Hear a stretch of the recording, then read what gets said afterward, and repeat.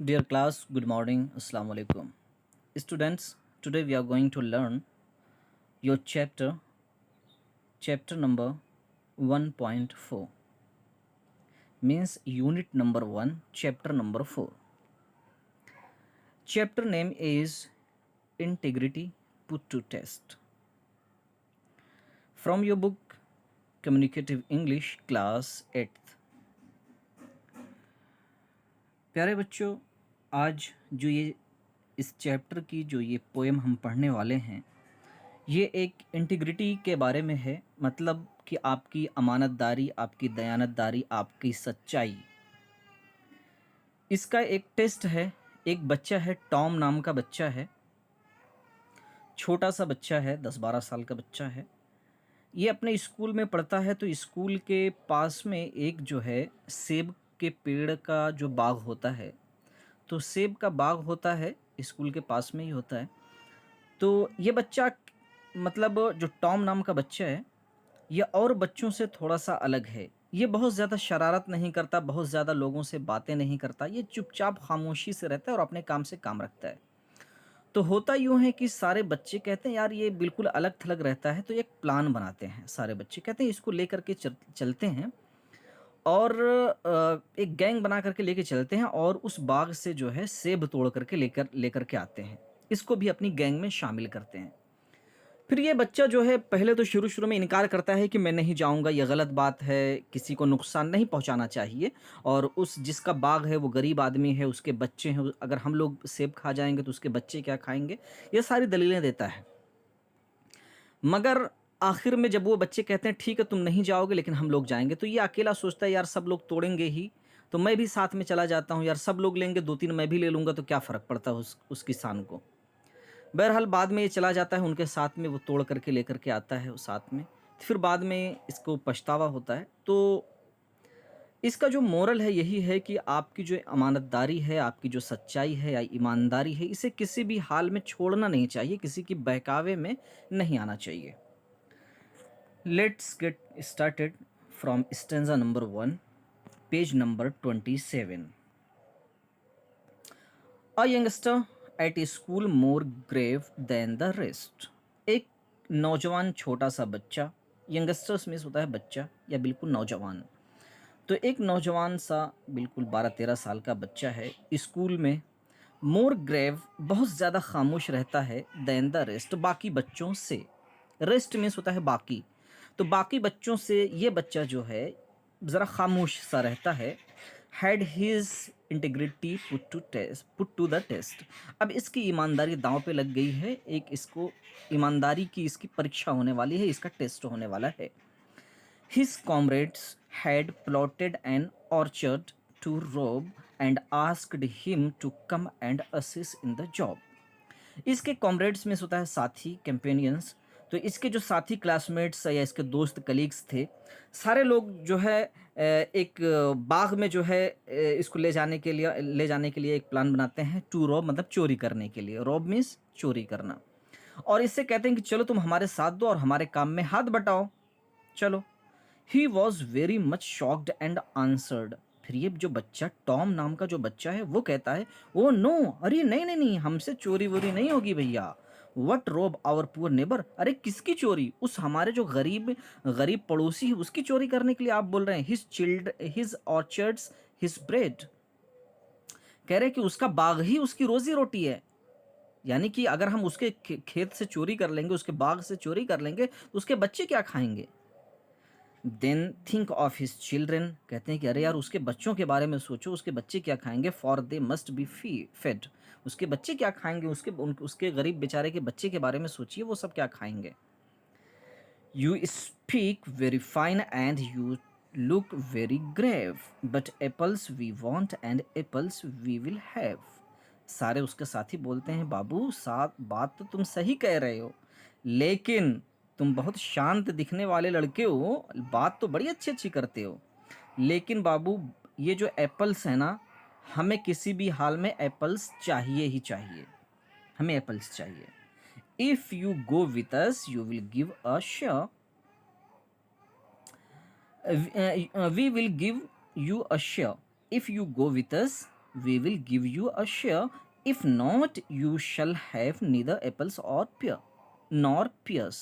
Pear कहते हैं कि अगर if you go with us, अगर आप हमारे साथ चलोगे, you will give we will give you a share, तो हम जो है तुम्हें बांट करके एक हिस्सा देंगे। इफ़ नॉट, अगर तुम नहीं जाओगे तो क्या होगा, you shall have neither Apple, तुमको सेब भी नहीं मिलेगा, नॉर पियर, और ना तो नाशपाती ही मिलेगी।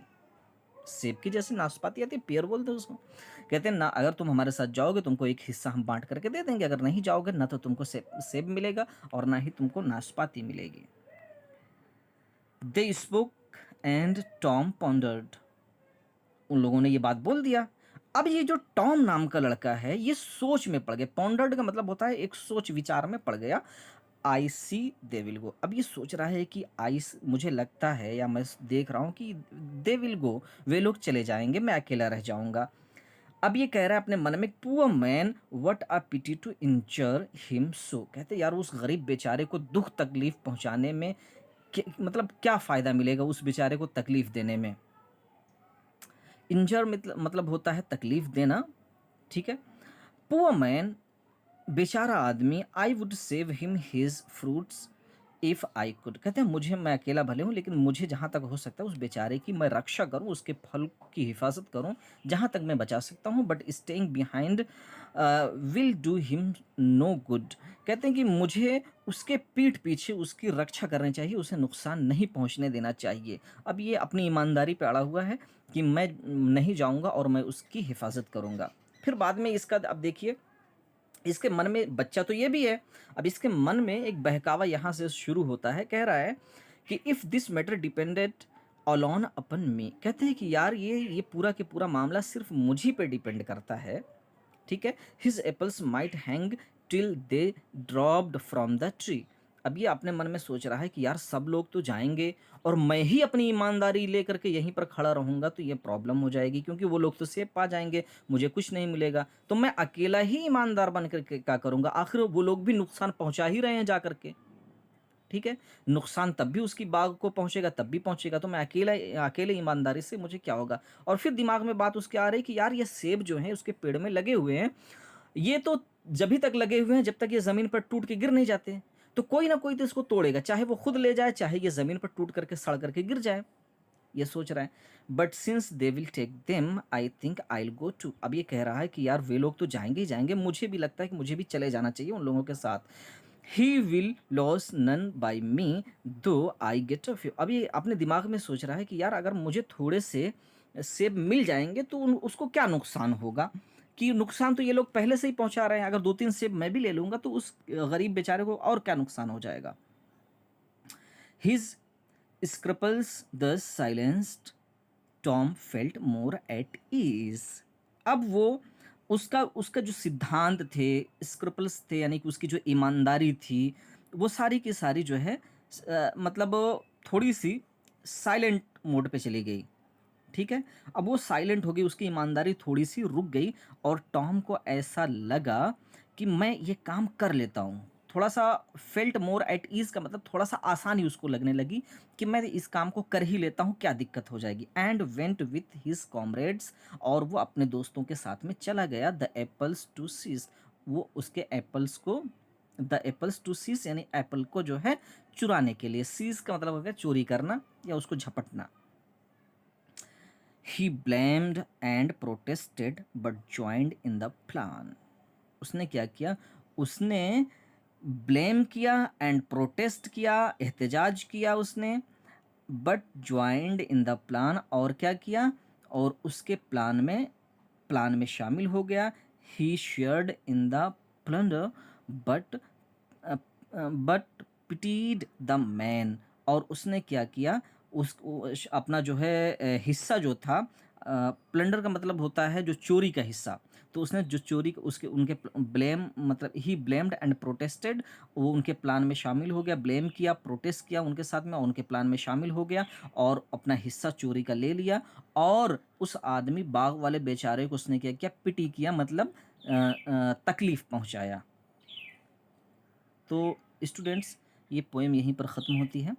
ये आपकी फर्स्ट यूनिट आपकी ख़त्म हो गई 4 चैप्टर के साथ में। अब इसके क्वेश्चन आंसर आपको दे दिए जाएंगे कंप्लीटली। उसके बाद आपकी सेकंड यूनिट स्टार्ट होगी, लेकिन सेकंड यूनिट से पहले एक टेस्ट होगा, ठीक है? वो टेस्ट हम आपका लेंगे, उसके बाद सेकंड यूनिट स्टार्ट करेंगे। कल इसके क्वेश्चन आंसर आपको भेज दिए जाएंगे। Thank you so much students.